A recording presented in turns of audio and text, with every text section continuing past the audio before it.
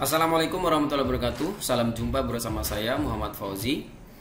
Pada kesempatan kali ini saya akan mencoba sharing tentang bagaimana mengembangkan sistem pembelajaran daring berbasis Moodle, atau sering orang sebut bagaimana mengembangkan sistem pembelajaran jarak jauh berbasis online. Nah, Bapak Ibu sekalian, sebenarnya di sekitar kita banyak sekali aplikasi-aplikasi gratis yang sudah jadi, bisa kita manfaatkan untuk melakukan belajar atau mengajar di kelas. Nah, kebanyakan karena ketidaktahuan kita, maka kita menggunakan apa yang ada di sekitar. Misalnya sekarang di masa pandemi, banyak yang mengajar menggunakan WhatsApp, banyak yang mengajar menggunakan kirim-kirim email dan lain sebagainya. Tapi Bapak Ibu sekalian, itu bukan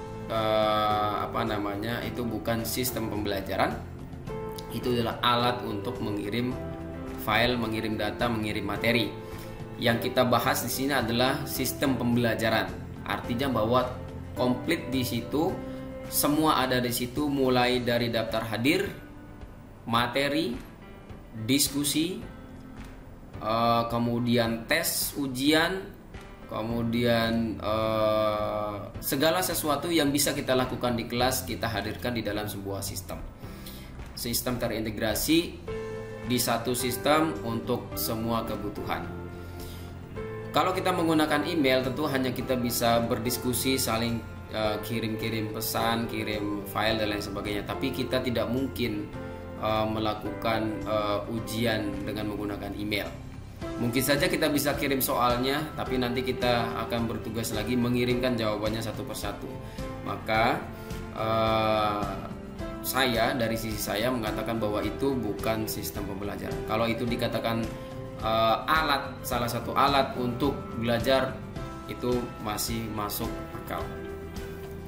Bapak Ibu sekalian, di video kali ini dan video seri-seri akan berikutnya, kita akan membahas tentang bagaimana kita menginput konten, kemudian bagaimana kita memanajemen sebuah sistem pembelajaran berbasis Moodle. Kemudian kita akan belajar tentang bagaimana membuat sistem pembelajaran kita itu menjadi menarik, kemudian membuat siswa kita tidak bosan untuk belajar di situ, merasa tertantang untuk belajar di situ dan lain sebagainya.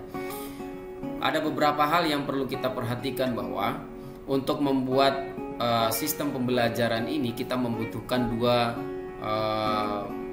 bidang ilmu yang harus digabungkan jadi satu. Yang pertama adalah ilmu IT, yaitu teknologi. Kemudian yang kedua adalah ilmu pendidikan. Ketika sebuah sistem pembelajaran dibuat oleh orang IT saja, tidak mengerti pendidikan, maka sistemnya jadi, tapi pembelajarannya tidak berjalan. Kecenderungan tidak berjalan ya. Kemudian kalau sistem pembelajaran ini dibuat oleh hanya orang yang mengerti mengajar, mengerti pendidikan, maka ini aplikasinya tidak akan jadi-jadi meskipun kontennya sudah ada. Sehingga dua ilmu ini harus kita gabungkan. Kalaupun kita adalah orang pendidikan, maka kita harus belajar banyak tentang teknologi, bagaimana menggunakan teknologi dan lain sebagainya, supaya kita nanti bisa mengembangkan sistem pembelajaran kita sendiri. Kalaupun kita adalah orang IT, maka kita harus sedikit menengok ilmu-ilmu pembelajaran, kecenderungan cara orang belajar dan lain sebagainya, sehingga nanti sistem pembelajaran yang kita buat itu adalah sistem pembelajaran yang secara sistem berjalan dan secara proses belajar mengajar itu aman. Artinya tidak membuat boring, semua keperluan belajar dipersiapkan dan lain sebagainya. Ingat lagi bahwa belajar itu adalah bagaimana interaksi antara siswa dengan bahan ajar. Nah, dalam hal ini guru juga bisa dikatakan sebagai bahan ajar. Oke. Jadi yang terpenting dalam sebuah pembelajaran itu dua hal, yaitu murid dengan bahannya. Di tengah-tengah harus ada terjadi interaksi, maka disebut dengan pembelajaran. Saya mungkin tidak terlalu banyak akan mengupas tentang teori belajar mengajar. Pada dasarnya saya juga lagi belajar bagaimana sebenarnya yang dikatakan sebagai sebuah pembelajaran yang baik dan lain sebagainya.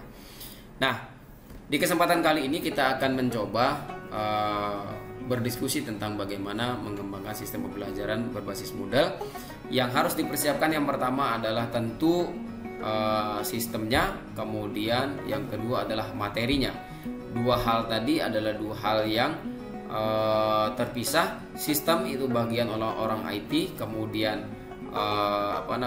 untuk kontennya atau materinya itu adalah bagian kita sebagai guru, bagian kita sebagai tenaga pendidik. Namun ada kalanya kalau kita gigih dan mau belajar, kita bisa ngambil dua-duanya kalau hanya untuk membuat sistem pembelajaran yang sederhana menggunakan open source seperti Moodle ini. Baik Bapak Ibu sekalian, saya tidak akan menjelaskan bagaimana membuat Moodle-nya dari nol sampai jadi, karena memang tujuan pembuatan videonya ini adalah mengembangkan course atau satu kelas belajar di dalam Moodle yang sudah ada.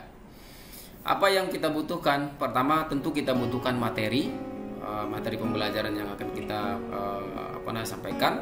Kemudian yang kedua kita membutuhkan tentu adalah bahan-bahan evaluasinya. Kemudian kalau ada beberapa animasi ataupun video, kita bisa record diri kita sendiri seperti yang saya lakukan sekarang. Saya memberikan sharing atau berbagi pengetahuan dengan cara membuat video ini. Kemudian kita harus mempersiapkan model ataupun strategi belajar yang akan kita jalankan. Meskipun namanya pembelajaran daring, maka kita tetap membutuhkan model pembelajaran.